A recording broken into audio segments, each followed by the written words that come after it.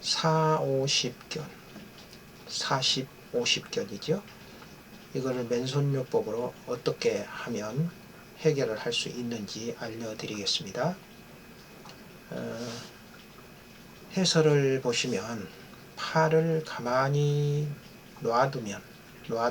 가만히 놔두면 아프지 않다가 올리든가 아니면 뒤로 젖히든가 올리든가 뒤로 젖히든가 이러면 몹시 아프다 이런 거죠. 이게 이제 40견, 50견의 특징이고요. 그러면 치유 방법을 보시면 어떻게 하면 되느냐. 처음에 나온 경혈이 가버나움 위로의 촌이라고 하는 후견정이라고 하는 그 경혈이 있습니다. 후견정은 여기거든요. 이 자리. 자, 이 자리인데 이 자리를 어떻게 하느냐. 팔을 이렇게 하시면 이렇게 쥐어집니다. 이렇게 쥐어집니다. 이 자리를 이렇게 주물러서 풀어주시는 겁니다. 이렇게 아프시면 좀 힘을 조절하시고 풀어주신다고만 풀어만 주시면 되는 거니까요. 이렇게 하시면 됩니다. 이게 후견정이고요. 견우라는 경혈이 있죠. 견우는 어디냐면은 자 여기가 견우인데요. 여기 이 자리가 견우인데요.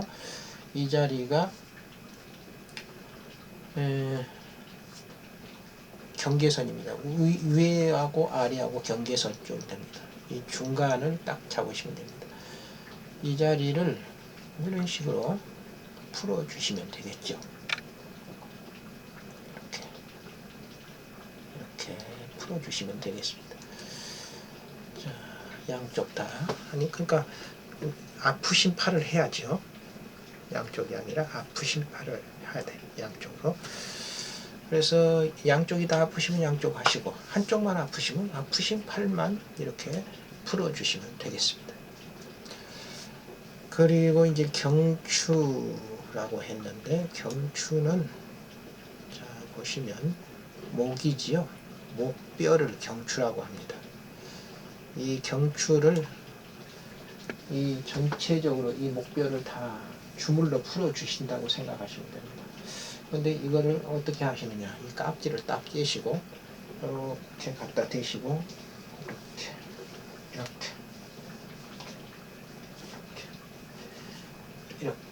이렇게 이걸로 하셔도 됩니다. 이걸로 그러니까 여기로 하셔도 됩니다. 이렇게. 자유롭게 본인이 손을 쓰기에 편한 방법으로 하시면 됩니다. 다른 분을 해 주셔도 그런 거죠. 그렇게 해 주셔서 이렇게 풀어 주시면 된다는 겁니다.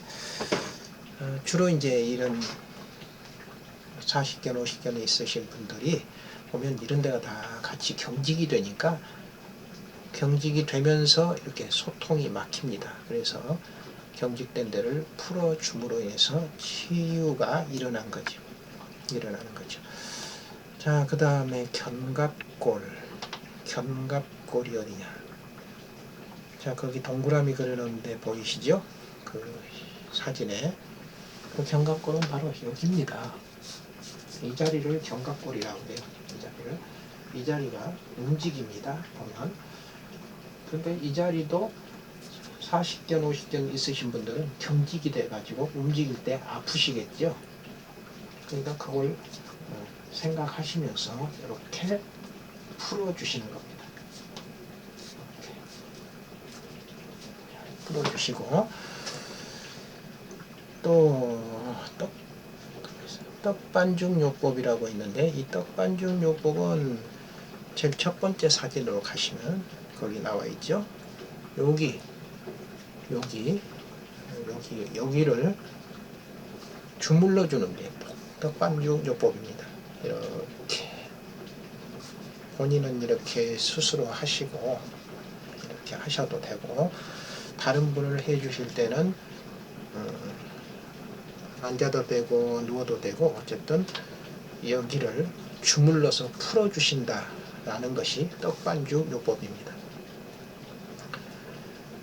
그리고 견봉 쥐어 짜기가 있죠. 견봉 쥐어 짜기. 사실 여기가 가장 핵심이죠. 이 중에서는. 자, 어떻게 되느냐. 이 견봉이 여기죠. 여기를 견봉이라고 합니다. 이 자리를 보면은 여기 이 부분이 좀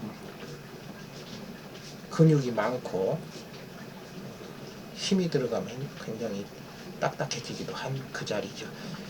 여기 견봉이라고 그래요. 이 자리를 보고 여기를 쥐어 짜는 겁니다. 양쪽을 쥐어 짜는 겁니다. 어쨌든 아픈 팔 중심으로 하면 됩니다. 쥐어 짜요. 그러니까 이를 쥐어 짤 때는 어떻게 해야 되냐면 이 팔이 본인이 스스로 할 때는 이 팔을 어디다가 이렇게 다 걸쳐서 올려놓고 팔에 힘을 빼야 여기가 부드럽습니다. 자, 이렇게 해서 거기가 부드럽게 좀 힘이 안 들어가게 하셔서 쥐어 짜는 겁니다. 그런데 다른 분을 해주실 때는 어떻게 하냐. 다른 분은 앉은 자세에서 그분의 이 견봉 짜고자 하는 쥐어 짜고자 하는 견봉의 팔을 내 어깨에다가 얹게 합니다. 딱 얹으시라고 합니다. 딱 얹고 힘을 빼시면 해주시는 분은 이렇게 해서 그 견봉을 요걸로 짭니다. 요걸로 꾹 짭니다.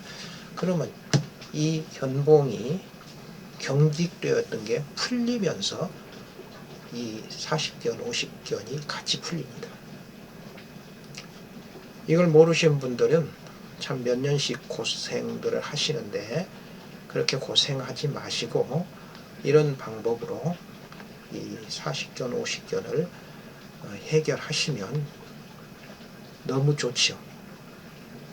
그 좋은 것들을 경험해 보시기를 바랍니다.